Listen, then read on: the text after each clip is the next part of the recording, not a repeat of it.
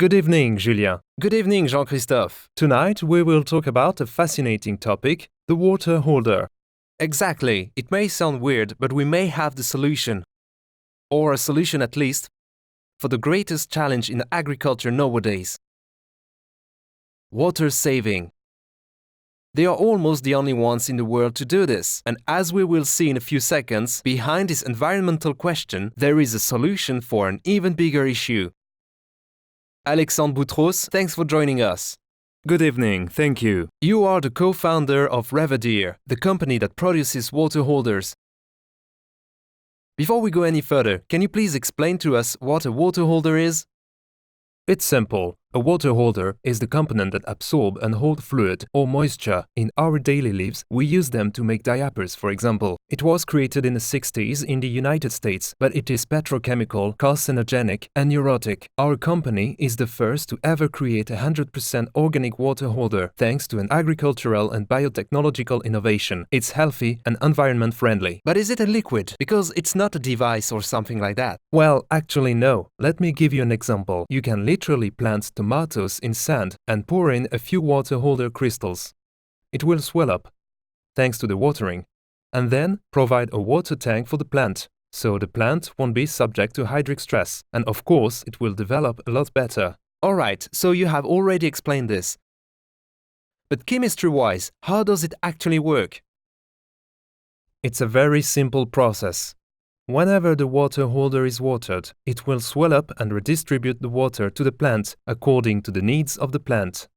Well, this already exists. But you are the first ones to apply it to agriculture, right? Actually, no, it does exist, but it is not healthy at all, and you can't use it for proper consumption. Okay, even if you're not going to spill it all out, can you say more about the formula of your product? You claim that your product is the first ever 100% organic water holder for agricultural use. Can you give us some clues? First of all, it's an innovation that was made possible thanks to the synergy between the private and public sector, as we have been working with the R&D Institute in France. However, I can tell you that one of the components is corn waste. What shape is it? It's actually crystals.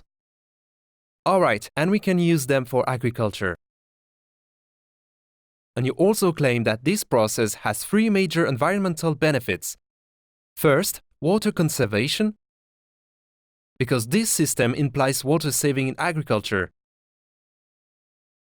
Absolutely. We provide a solution for 3 major environmental issues. First, water saving. Water is a rare resource. It's becoming more and more expensive, and thanks to the water holder, you can save up to 50% of water. 50% saved up? Yeah, compared to the traditional agricultural growing. And how long can the plant hold the water for? For a whole crop growing, for example a tomato plant, and then it will naturally break down into the soil or sand. Moreover, this innovation can be used in any type of climate, soil or plant. Alright, so first it saves up water. And it also tackles the global warming issue. Tell us, how is it so?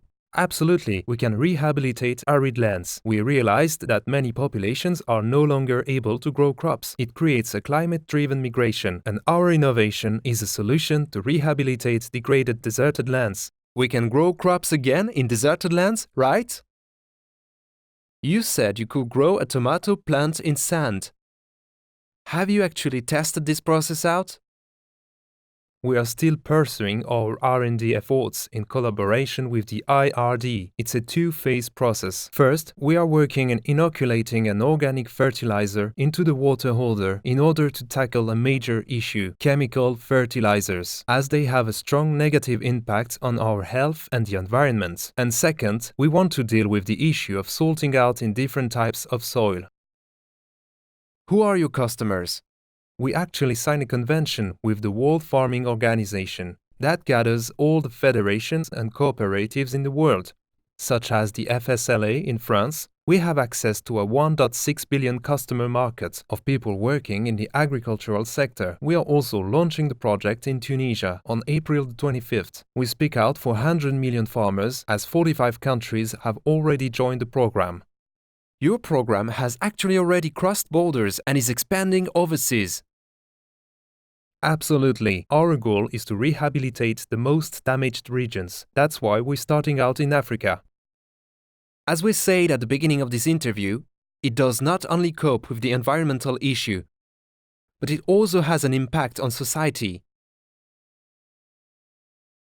Since you aim to improve damaged regions or lands. Absolutely. We will be able to rehabilitate and rebuild entire villages that have suffered from desertification. In Africa, for example, where populations were forced to move, they will be able to return to their homes thanks to this innovation.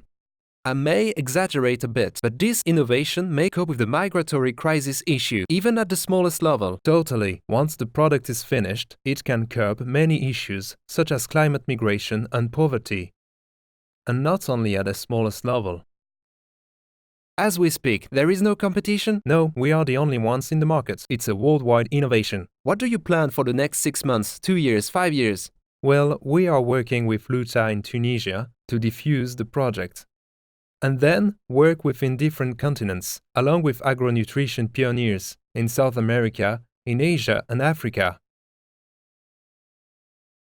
His name is Alexandre Boutros, co-founder of Reverdir. Thank you very much.